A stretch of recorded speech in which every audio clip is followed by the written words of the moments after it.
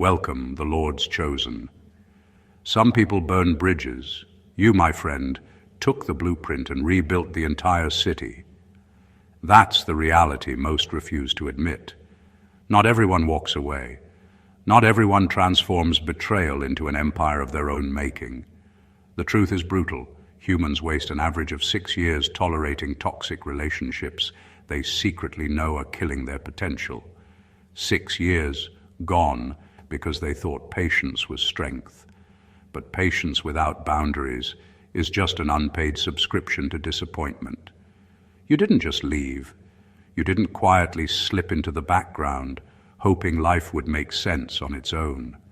You detonated the old foundation and claimed the fallout as your new beginning. Every slight, every manipulation, every ignored boundary became fuel. And somewhere in that chaos, you realized something most people never do. Leaving isn't the climax. It's the opening scene of the story you were always meant to star in. It's not revenge, it's mathematics. For every ounce of nonsense they handed out, you multiplied it into proof of your own evolution. The irony is delicious. You didn't just exit, you upgraded. You didn't just survive, you collected. You didn't just close a door, you acquired the keys to the entire building and everything inside. And yes, there's a touch of dark humor in it, because while they were busy trying to figure out your worth, you were busy proving it beyond question. The lesson isn't subtle, it's seismic. Leaving behind what doesn't serve you isn't just self-respect, it's strategic genius. And by the time the dust settles, the people who thought they mattered the most are left staring at a space you've already outgrown. This isn't about making noise, it's about making impact. And once you see the mechanics behind such exits, there's no going back to ordinary fare, no settling for less than monumental. Number 1, you stop negotiating your worth with people who can't afford the price tag. For years, you tried to make everyone see your value, bending, stretching, and explaining yourself over and over, as if people who didn't respect your time or energy could suddenly wake up and understand. You bargained with your own worth, hoping they would finally meet you halfway, and every compromise slowly chipped away at who you were. But then it clicked. You realized some people don't negotiate because they want fairness. They negotiate because they want a discount. And you are not a discount. You are not a favor to be earned, nor a convenience to be consumed until empty. You started seeing it clearly. When people fail to recognize what you bring to the table, it's not a reflection of your value, it's a reflection of their limitations. You stop pretending that explanations, excuses, or extra effort could make them see the brilliance you carry. You stop trying to fit into spaces where your presence alone should have been celebrated. And in doing so, you reclaimed power that had been quietly siphoned away by expectation, manipulation, and neglect. Walking away from people who can't meet your standard of respect isn't about arrogance. It's about clarity. It's understanding that your energy is finite and sacred, and spending it on those who undervalue it is a slow self-erasure. You realize that if you lower your worth to make others comfortable, you will never truly rise. And when you finally stopped negotiating, something extraordinary happened. You became untouchable, unmovable, and utterly free. No one had to witness it. No one had to approve. The moment you stopped bargaining for recognition, your life started operating on a new frequency, one where your presence demanded the respect it always deserved. You didn't just leave. It was an exit so thorough it reset the entire dynamic. And the people who once thought they could dictate your value were left staring at the consequences of their own refusal to honor it. They learned the hard way. Your worth was never theirs to negotiate. Number 2, you turned their disrespect into the receipts you needed to refund your energy. For too long, you carried the weight of people who didn't care how heavy it was. Every insult, every dismissive look, Every small betrayal added to an invisible ledger that no one else could see. But you could feel every line etched into your spirit. You absorbed it, tried to explain it away, and even forgave it, hoping that maybe one day they would see what they had done.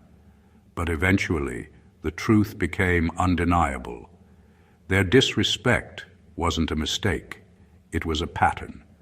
And patterns, once recognized, are not meant to be tolerated. They are meant to be accounted for.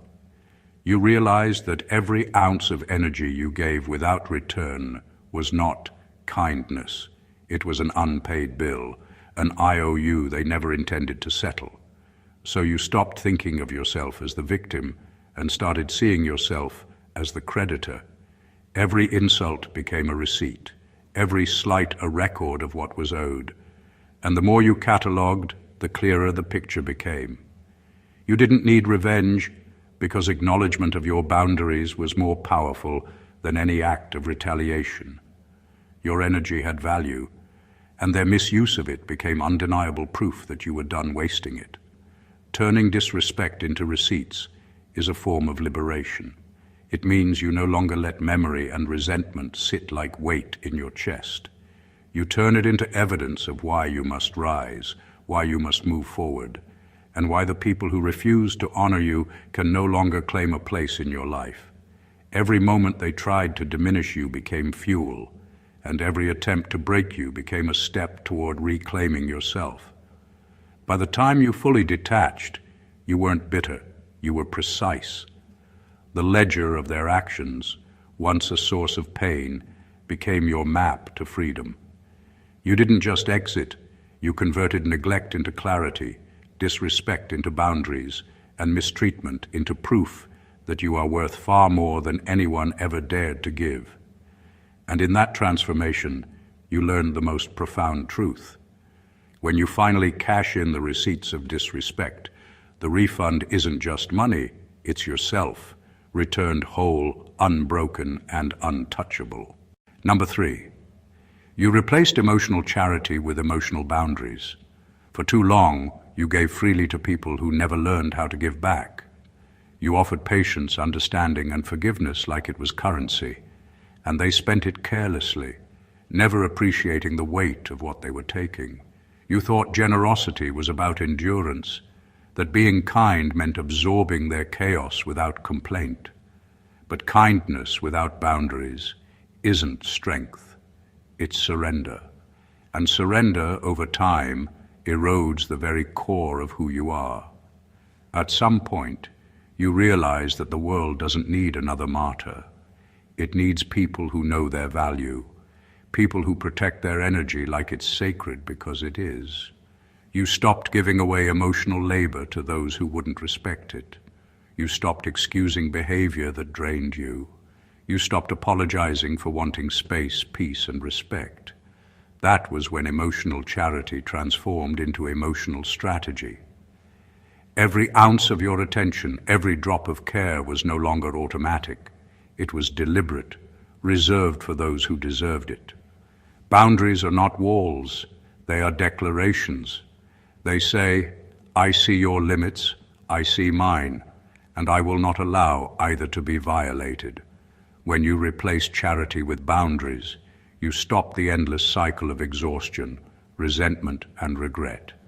People who once treated your patience as infinite began to notice, not because you shouted, but because you finally made your absence count. Your presence became a choice, not an obligation, and the difference was seismic. This shift doesn't make you cold, it makes you whole. You stopped being everyone's emotional bank while being bankrupt yourself. You became selective, intentional, and unwavering. Those who respected your boundaries thrived alongside you. Those who didn't naturally fell away. And in that process, you realized something vital. Protecting your emotional space isn't selfish. It's the only way to ensure that when you do give, it's powerful, transformative, and never wasted. Replacing charity with boundaries was the act that reclaimed your life, your energy, and ultimately, your sanity. Number 4, You mastered the art of leaving without making a speech. There's a power in walking away that most people will never understand. It isn't dramatic, and it isn't performative. It's not about proving a point or showing them what they lost. It's about realizing that some people are so invested in their version of the story that no explanation could ever reach them. You tried once, twice, maybe even a dozen times, but words are heavy, and people who don't value you will twist them, ignore them, or forget them entirely. Eventually you understood. Leaving doesn't need justification. Leaving doesn't require an audience. Leaving is its own statement. When you finally walked away, it wasn't a silent protest. It was a strategic exit. Every step forward became louder than anything you could have said. Every moment of reclaiming your time, energy, and space was a testament to the truth they refused to acknowledge. You didn't need to articulate your reasons, because your actions carried all the weight. The very act of removing yourself from toxicity, manipulation, or neglect was louder than any speech you could have delivered. And the beauty of it is that leaving silently demands attention without demanding consent. People notice absence when it's meaningful, and absence in this way is unarguable.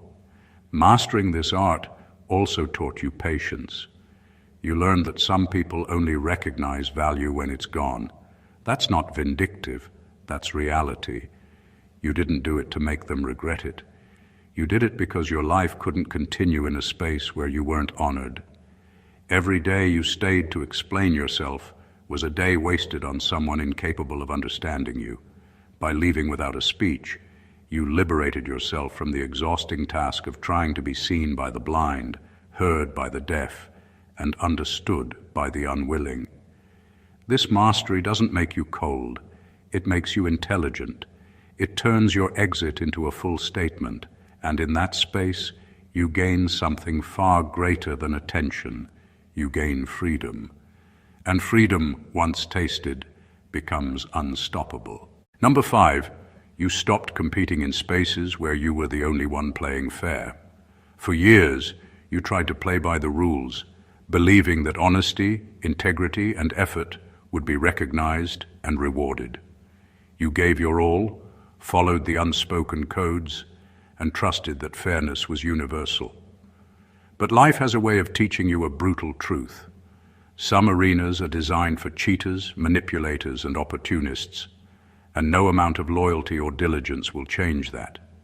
You were competing with people who didn't care about ethics, who thrived on shortcuts, and who saw your fairness not as strength, but as weakness to exploit.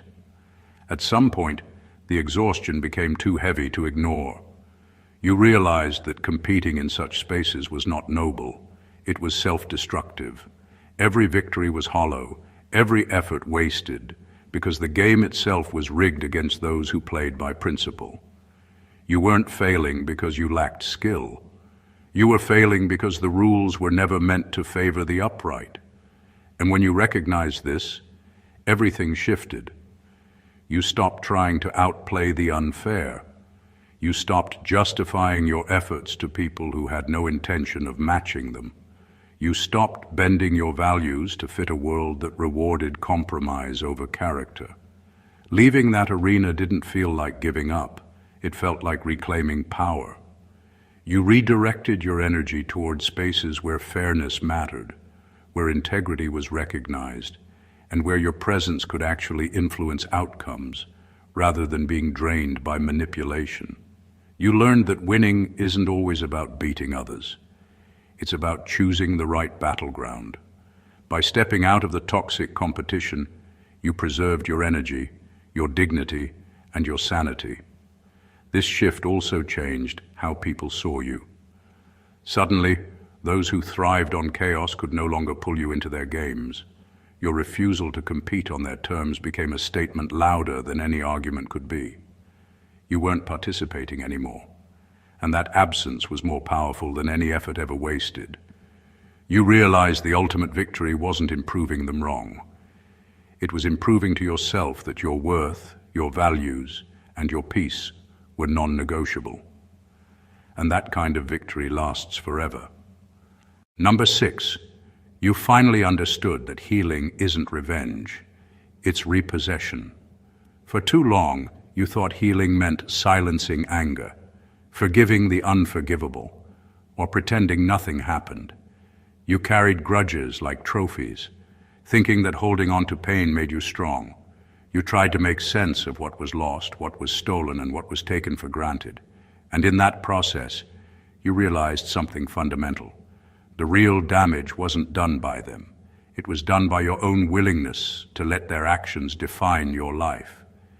Healing, you discovered, isn't about punishing anyone. It's about taking back what is yours. Repossession is different from revenge. Revenge is reactive, loud, and exhausting. It drains energy, traps you in their story, and gives them the illusion of power over you. Repossession, on the other hand, is deliberate, quiet, and absolute. It's claiming back your time, your energy, your peace, and your ambition, everything they tried to diminish. When you repossess yourself, you stop being a passive participant in someone else's narrative. You reclaim every piece of your life that was used, ignored, or taken, and you do it with precision, without apology and without noise. This realization transforms you. You stop looking over your shoulder, stop wondering if they noticed or understood. You stop apologizing for walking away or for prioritizing your growth. Every step you take forward is proof that what they attempted to break cannot be broken. It only becomes stronger, sharper, and more aligned with who you are meant to be. The power lies in movement, in reclamation, in redirecting every ounce of energy once lost into creation rather than retaliation. Healing as repossession teaches an extraordinary truth. You are the sole owner of your life. No one else gets to decide your value, dictate your limits, or control your path. And when you finally understand this, the world bends differently around you. You are no longer haunted by the past because you have repossessed it. You are whole. You are powerful. You are untouchable. Every moment of pain, every slight, every betrayal becomes fuel, not for revenge, but for total reclamation of yourself. And that is the most unshakable form of victory imaginable. Number 7, you stopped apologizing for being the lesson they needed. For years you carried the weight of their discomfort as if it were your responsibility. Every time they bristled at your honesty, dismissed your boundaries, or rejected your efforts, you apologized. Not because you were wrong, but because they couldn't handle the truth.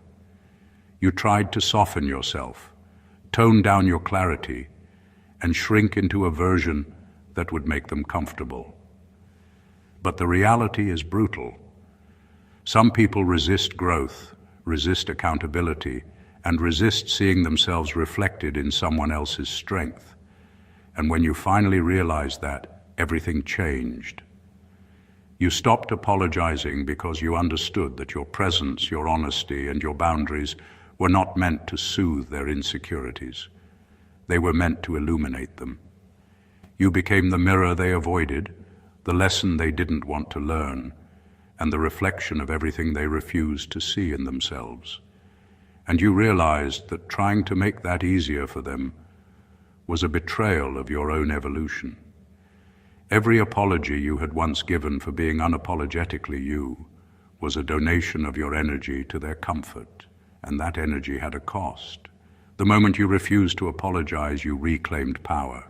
You stopped diluting your essence to make others feel safe.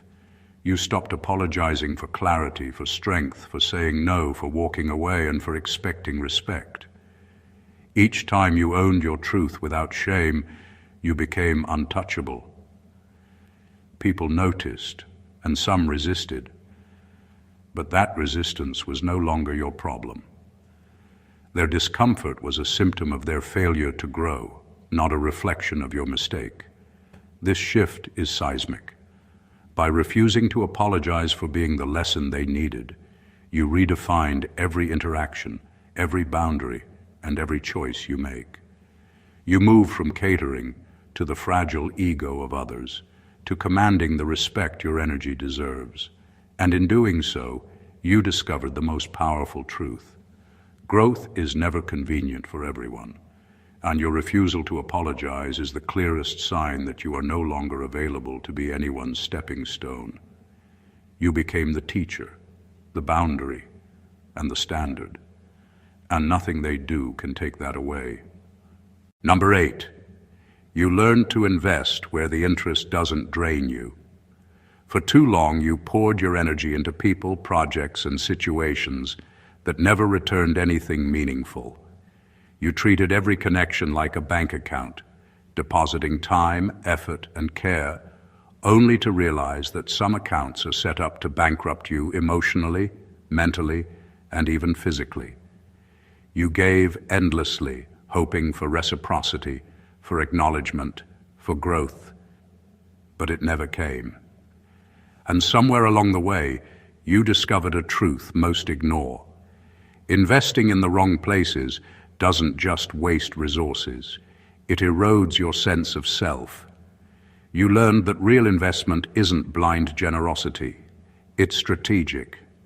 It's about placing your energy, attention, and loyalty where it yields growth, respect, and alignment. You stopped giving to people who only knew how to take. You stopped committing to projects that drained you without reward.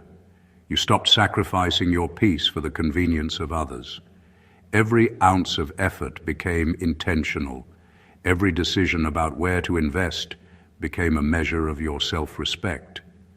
You realize that when you invest where the interest drains you, you're not helping anyone. You're just losing yourself. This shift changed everything.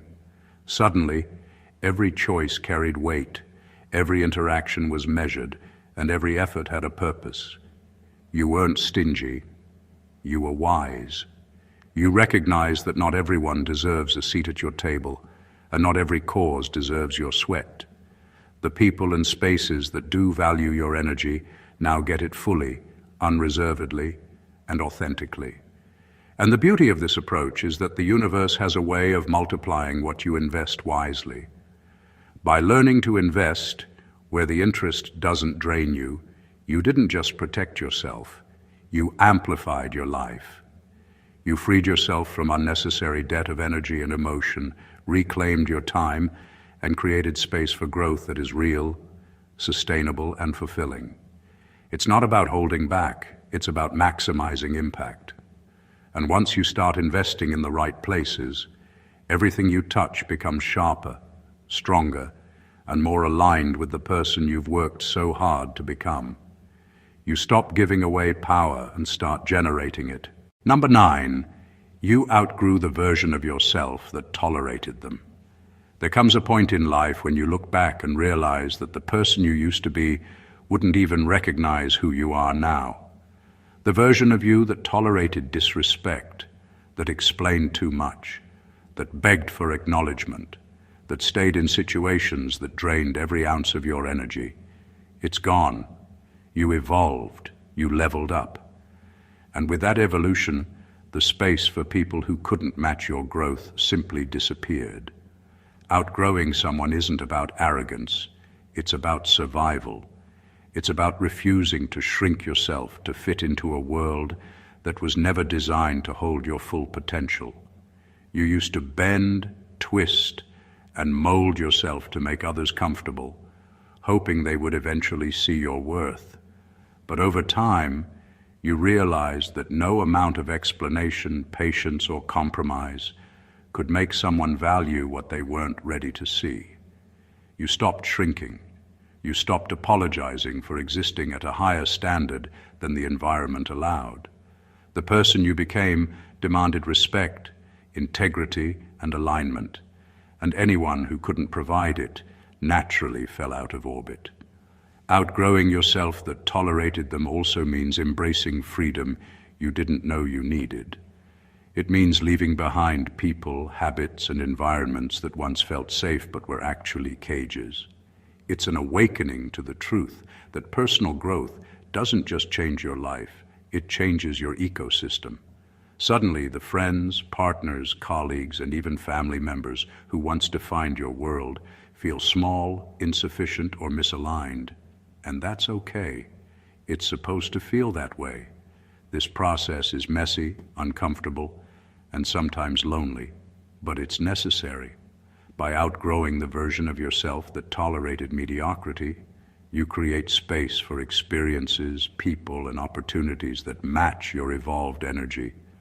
You step into a life where boundaries are respected, effort is reciprocated, and your presence is valued.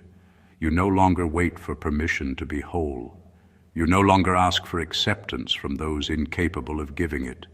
And in that truth, you discover the purest form of liberation, becoming the person you were always meant to be, unapologetically, unshakably, and fully alive.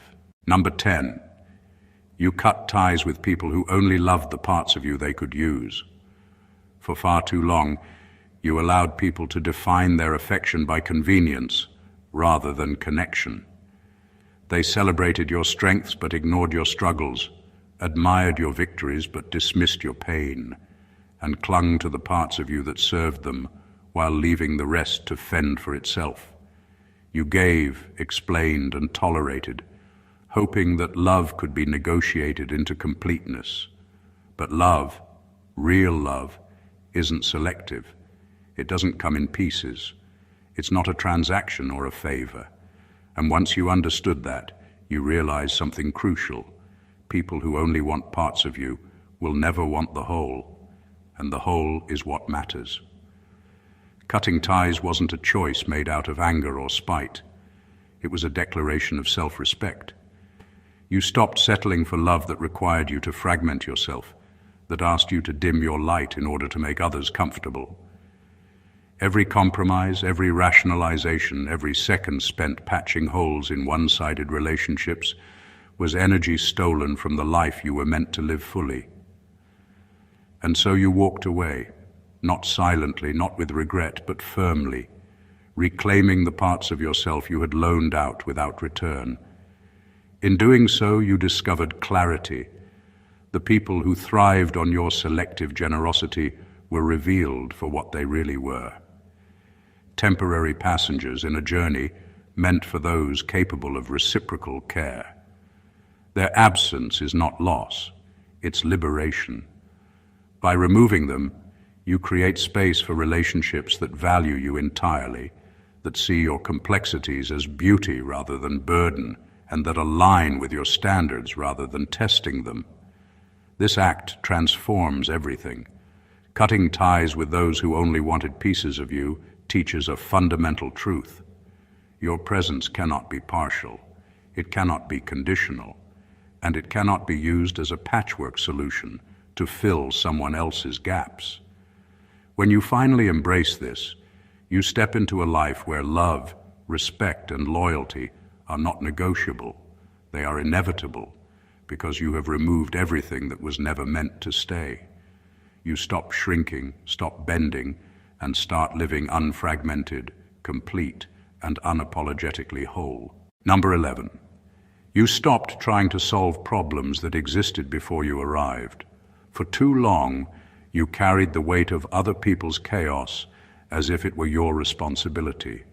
You walked into situations, relationships, and environments thinking that your effort, patience, and understanding could fix what had been broken long before you even showed up. You tried to explain, to mediate, to patch holes that no one else wanted to repair. And for a while, you convinced yourself that it was noble, that your willingness to endure made you strong. But over time, the truth became unavoidable. Some problems were never yours to solve. They existed long before you, and they will continue long after you're gone. At some point, you realized that trying to solve these problems only drained your energy, clouded your judgment, and kept you trapped in cycles that weren't yours. You understood that some people don't want solutions. They want someone to shoulder their discomfort, someone to absorb the consequences of their choices without asking questions. You stopped pretending that your effort could make them change or that your presence could rewrite their story. Your time and energy are finite, and you refuse to spend them on fights you didn't start, fires you didn't light, and patterns you didn't create. Walking away from solving pre-existing problems wasn't about abandonment. It was about survival. You learned to redirect your energy toward areas where your presence could actually create impact, where your effort could be reciprocated, and where your contribution mattered. You stopped being the fixer in a world of people who didn't want to fix themselves. This choice transformed the way you interact with the world. You became selective, strategic, and intentional. You understood that you cannot heal, fix, or carry everyone, and that trying to do so diminishes your own growth.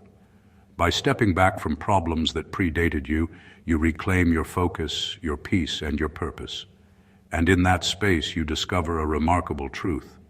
Sometimes the most powerful thing you can do is not to solve, but to recognize your limits, protect your energy, and let the chaos that isn't yours unfold without you. Number 12, you didn't retaliate. You recalibrated. For too long, you believed that the natural response to betrayal, disrespect, or manipulation was retaliation. You thought that proving them wrong, showing them pain, or getting even was the way to reclaim power. You gave too much energy to anger, to grudges, to the desire for someone else to understand the consequences of their actions. But in reality, all that energy only tethered you to them, kept you trapped in the story they created, and made you dependent on their acknowledgement for your sense of justice. Eventually, you realized the truth. Power isn't in revenge, it's in recalibration. Recalibration isn't about proving a point. It's about adjusting yourself, your standards, and your energy to align with the life you deserve. It's about stepping away from the frequency of toxicity and elevating to a space where their influence no longer reaches you. You stopped trying to fix, to punish, or to make them understand. Instead, you focused on shifting your own trajectory, amplifying your growth, and reclaiming the energy you had once wasted. Every insult, every slight, every manipulation became a guide, showing you exactly where to raise boundaries, strengthen your resolve, and redirect your effort toward what truly mattered. When you recalibrate, the world changes around you without you having to lift a finger against it. You don't need to confront, to argue, or to justify. Your absence, your focus, and your evolution are enough to show the stark difference between who you were and who you've become. And the irony is exquisite. By not retaliating, you become untouchable. They no longer have leverage over your emotions, your decisions, or your energy. Recalibration transforms pain into power. It teaches that control isn't about changing others. It's about changing yourself and your environment to reflect your worth. By doing this, you stop being reactive and start being deliberate. You stop being a player in their game and become the architect of your own life. And once you embrace this, you discover the ultimate freedom. A life untethered from toxicity, unshakable in its direction, and unstoppable in its growth. Number 13. You honored the warning signs you used to romanticize. For too long you ignored the red flags, laughed off the early signs of disrespect, and convinced yourself that chaos was passion, that inconsistency was mystery, and that toxicity was love. You romanticized what should have set off alarms, masking danger as excitement, manipulation as challenge, and neglect as a test of your devotion. Every gut feeling you dismissed, every boundary you bent, every sign you rationalized became a lesson you didn't want to learn, but had no choice but to face. Eventually you realized that ignoring warning signs isn't courage, it's self-deception. Honoring those warnings required radical honesty with yourself. It meant finally seeing patterns for what they were, not what you wanted them to be. You stopped making excuses for people who repeatedly hurt you. You stopped glossing over small betrayals and pretending they didn't matter. You acknowledged that the signs were never lies.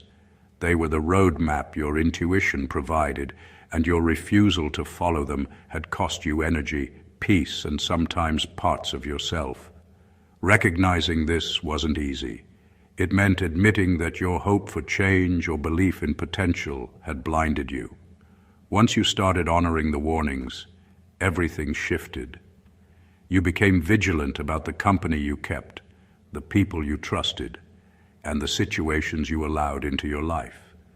You learned to trust your instincts over explanations, actions over words, and patterns over promises. Each warning became a protective shield rather than a burden, guiding your decisions and protecting your energy. You stopped romanticizing chaos and began valuing stability, consistency, and alignment without compromise. This awakening is transformative. It doesn't just prevent repeated mistakes. It cultivates a life where respect and clarity are non-negotiable. By finally seeing and acting on the warning signs, you reclaim authority over your life. You are no longer a passive participant in someone else's drama. You are the curator of your own environment. Honoring the signs is not fear, it's empowerment. It's the difference between being repeatedly broken and being unshakably whole, between giving away your peace and guarding it fiercely. And in that honor, you find freedom, control, and a version of life you once only imagined. Number 14, you realized your exit isn't a loss. It's an upgrade for both sides. For the longest time, you thought leaving meant failure, that walking away would leave a void, and that absence was a form of loss. You feared the judgment, the questions, and the whispers that follow when someone departs from a space they once occupied. But eventually, you understood the undeniable truth.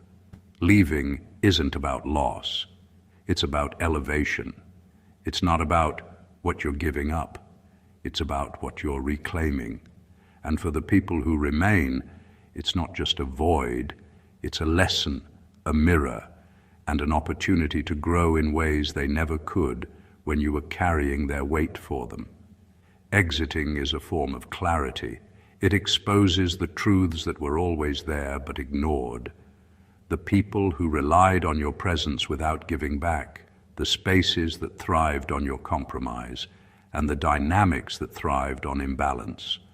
When you step away, you stop being the solution to problems that were never yours to solve. You remove the invisible scaffolding that allowed dysfunction to persist. And in doing so, you create space, not only for your own growth, but for theirs. Sometimes people need absence to understand value. Sometimes they need the shift you create by leaving to finally see what they were missing. Your departure is not dramatic, it's deliberate. It's a statement, a recalibration, and a reclamation of power all at once. You don't leave to punish. You leave because staying would compromise the person you are becoming, and in that exit, both sides are upgraded. You gain freedom, clarity, and alignment with your true self, while those who remain are forced to confront realities they once ignored. They either adapt, evolve, or continue in patterns they've always chosen. Either way, your exit accelerates truth. This understanding transforms everything. You no longer tie your value to staying, enduring, or sacrificing. Leaving becomes a tool, not a failure, a strategic, intelligent, and liberating act. And the irony is that what once felt like an ending is, in fact, the beginning of something far greater for everyone involved. You leave whole, elevated, and unshakable, and the world adjusts to the power you finally reclaimed. The truth is simple but often ignored. Leaving is never just leaving. Every decision to walk away, to reclaim your energy, and to stop tolerating what diminishes you is a declaration of power. It's a statement that your worth is non-negotiable, your time is sacred, and your peace is priceless. You didn't just survive the people, situations, and patterns that tried to hold you back. You transformed them into the fuel for your own evolution. You stopped negotiating your value, stopped excusing disrespect, stopped bending for convenience, and stopped apologizing for your own growth. You recalibrated, you repossessed, and you upgraded, not out of spite, but out of clarity, strategy, and self-respect. Walking away isn't the end. It's the opening of a new chapter where your presence, energy, and focus are aligned with what truly matters. Every boundary you set, every lesson you learned, every choice to protect your peace became a step toward freedom. The chaos that once held you captive now serves as proof of your strength, and the people who underestimated you are now spectators to your rise. This journey is not just about leaving, it's about becoming, evolving, and asserting the truth of who you are. When you embrace that power, nothing can diminish your light and nothing can hold you back. So remember, your exit is not a failure. It's a reclamation. It's a transformation. It's a blueprint for how to live without compromise, without apology, and without surrender. It's proof that the only approval you ever needed was your own, and the only energy worth giving is that which respects and reciprocates your value. If this resonated with you, make sure to subscribe to the channel for more insights that empower and elevate. Like this video, share it with someone who needs to hear it, and drop your thoughts in the comments below. We'd love to hear your story of reclaiming power and rising above. Your journey matters, and your growth inspires others. Stay blessed always.